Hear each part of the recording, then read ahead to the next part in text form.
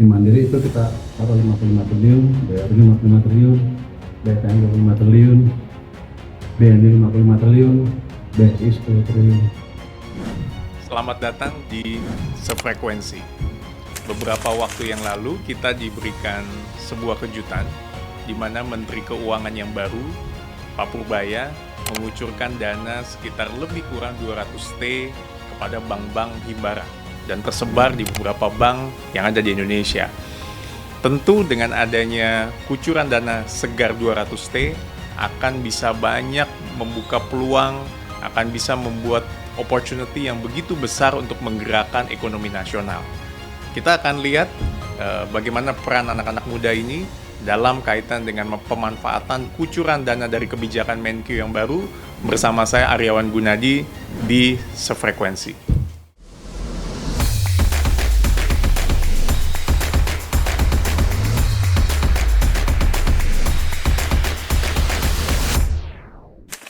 Iya, jadi kalau dilihat memang dengan adanya Undang-Undang APBN tahun 2025, itu adalah di pasal 31 di ayat 2 dan 3 menjadi legal basis bagaimana bendahara negara yaitu Menkyu mengucurkan dana 200T kepada bank-bank yang ada di Himbara. Tentu ini tujuannya agar bisa menjaga stabilitas sistem keuangan untuk bisa lebih baik lagi, untuk menggerakkan ekonomi nasional untuk bisa lebih baik lagi.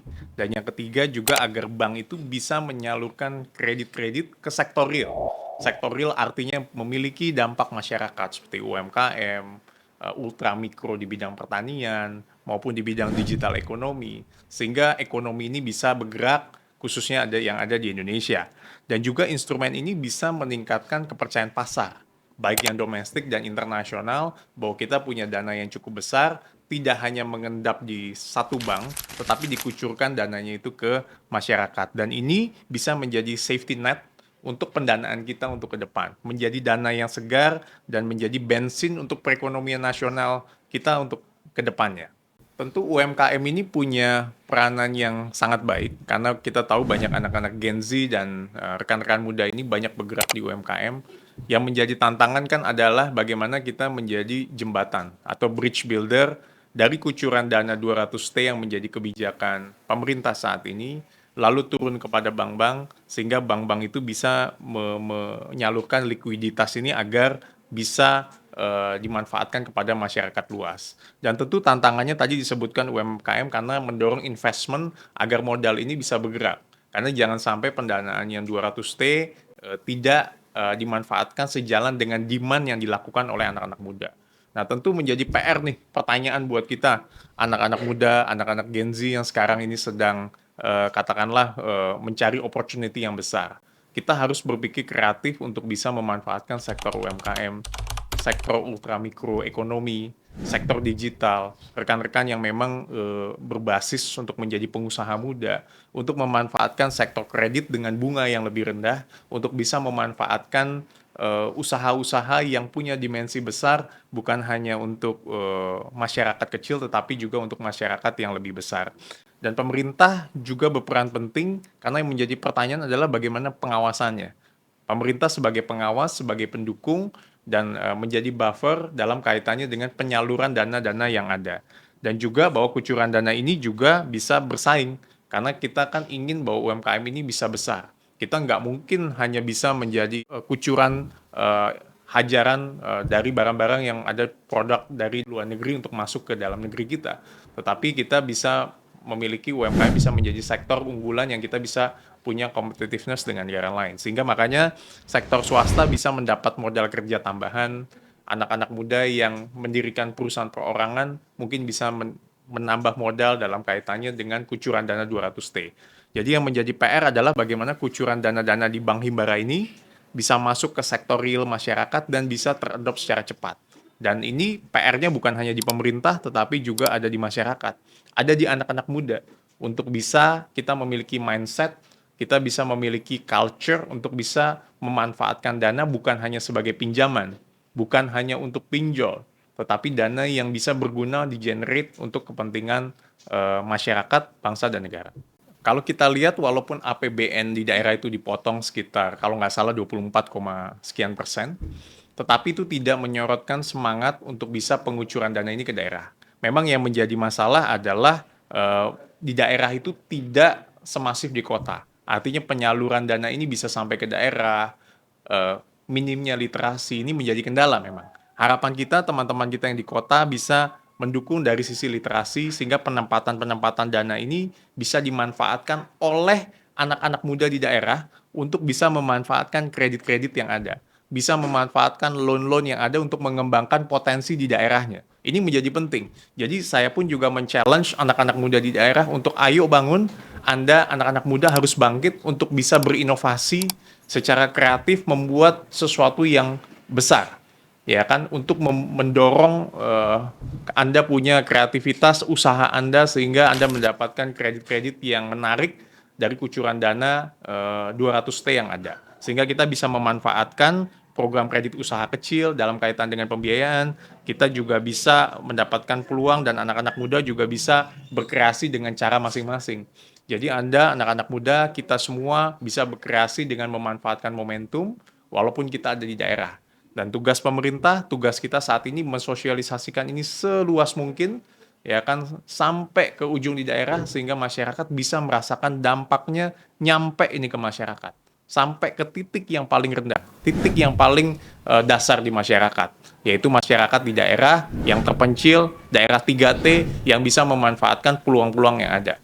Karena PR-nya adalah bagaimana kucuran dana 200T ini bisa nyampe kepada orang-orang yang memang membutuhkan, terutama usaha mikro, kecil, dan menengah.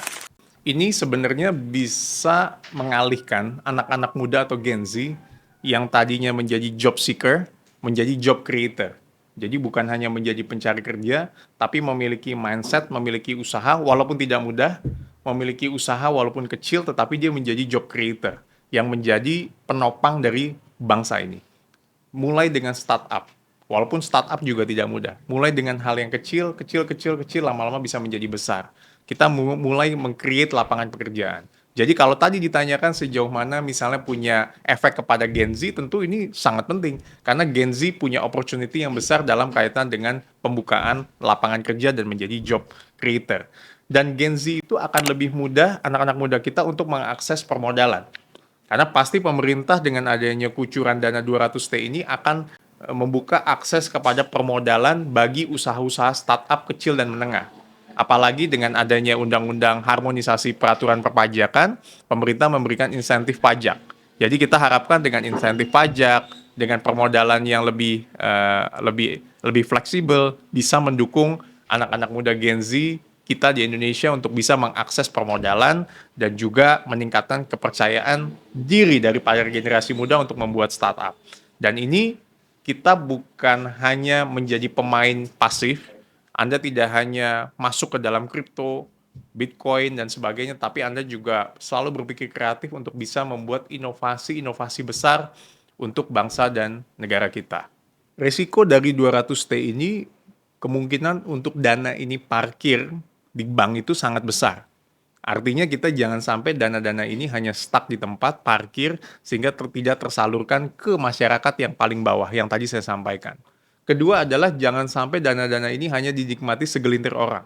Artinya hanya company-company besar yang memiliki big skills yang menikmati semua ini. Tapi kita ingin anak-anak muda, perusahaan startup, dan anak-anak yang punya peluang besar untuk melakukan inovasi didukung oleh pemerintah, didukung oleh masyarakat kita supaya bisa memiliki akses permodalan dan masuk ke sektor real. Yang ketiga adalah potensi moral hazard. Jadi jangan juga sampai bank itu terbiasa disuntik permodalan oleh pemerintah. Artinya bank itu juga harus berpikir kreatif untuk kita bisa menyalurkan permodalan ke masyarakat. Jadi kita bukan hanya misalnya dengan 200T dikucurkan, kita hanya meminta dana minim. Jadi bank pun juga harus berpikir kreatif untuk bisa menyalurkan dana ini sehingga masyarakat bisa mendapat satu inovasi dan masyarakatnya pun juga berpikir kreatif bagaimana bisa mendapat permodalan yang lancar sehingga mereka juga bisa menikmati permodalan yang ada dan mendukung perekonomian nasional. Dan Gen Z itu juga mungkin perlu kritis. Pasti mereka akan bertanya, sejauh mana permodalan ini bisa nyampe sampai ke lapisan yang bawah. That's a big question. Itulah makanya pentingnya trustworthy, pentingnya kepercayaan kita terhadap perbankan, pentingnya kita percaya kepada pemerintah untuk bisa mendukung bahwa permodalan ini akan bisa mendukung segala lapisan masyarakat, terutama dari lapisan yang paling rendah, yang paling membutuhkan permodalan yang ada. Dan yang paling penting adalah adanya transparansi dan akuntabilitas di dalam pengelolaan dana yang cukup besar ini. Karena dana ini kan milik masyarakat, milik rakyat, sehingga tidak hanya segelintir orang yang menikmati, tetapi juga benar-benar bisa mewujudkan keadilan sosial bagi seluruh rakyat Indonesia, di mana rakyat pun juga bisa melihat dengan secara transparan dan accountability dalam pengelolaannya. Yang pertama adalah pesan saya untuk anak-anak muda, jangan cuek. Dengan adanya kebijakan ini, teman-teman harus melihat, mengawal, dan juga teman-teman harus memanfaatkan momentum yang ada. Kita juga harus bisa caring dan peduli terhadap kebijakan yang ada. Kebijakan yang sudah dilakukan oleh Menkyu. Artinya kebijakan ini punya potensi menjadi momentum yang sangat baik untuk kita bisa memulai single step kita untuk memasuki area yang lebih besar lagi. Jadi anak-anak muda ini jadilah konsumen, jadilah pengusaha yang cerdas, menjadi entrepreneur yang handal, walaupun ini susah step by step, tapi Anda lalui pelan-pelan, karena step yang besar itu dimulai dari langkah yang kecil. Jika langkah kecil Anda bisa lakukan, pasti Anda akan bisa step yang lebih besar lagi, dan ini menjadi hal yang penting. Dan kita harus mengkawal kebijakan kita menjadi agen di dalam bangsa ini untuk bisa mendukung segala kebijakan yang ada. Sehingga anak-anak muda ini punya masa depan yang cerah. Ingat, Indonesia Emas di 2045 menanti Anda, anak-anak Gen Z, menanti Anda, anak-anak muda, segala hal itu akan dipengaruhi oleh Anda. Jadi yang saat ini, kita hanya duduk diam dan hanya pasrah melihat keadaan, please Anda bangun, Anda lihat bahwa di depan mata sudah banyak orang-orang yang ingin berupaya dan maju, dan itu ada di diri Anda, supaya Anda bisa lebih maju lagi, Anda bangkit. Kalaupun Anda gagal, it's fine. Anda coba lagi, gagal, Anda coba lagi, pasti suatu hari Anda akan bisa lebih sukses. Jangan sampai ketakutan yang besar untuk gagal mengalahkan kemauan Anda yang besar untuk maju. Itu harus lebih besar dibandingkan ketakutan Anda yang besar. Kalau Anda ingin besar, Anda ingin maju, risk itu akan selalu tinggi. Kalau Anda ingin melihat pemandangan yang indah, Anda harus lewati jurang, Anda harus lewati lembah yang sulit. Ya kan? Dan dengan kebijakan yang ada ini, jadikan motivasi ini menjadi penyemangat kita bahwa pemerintah ingin mendukung.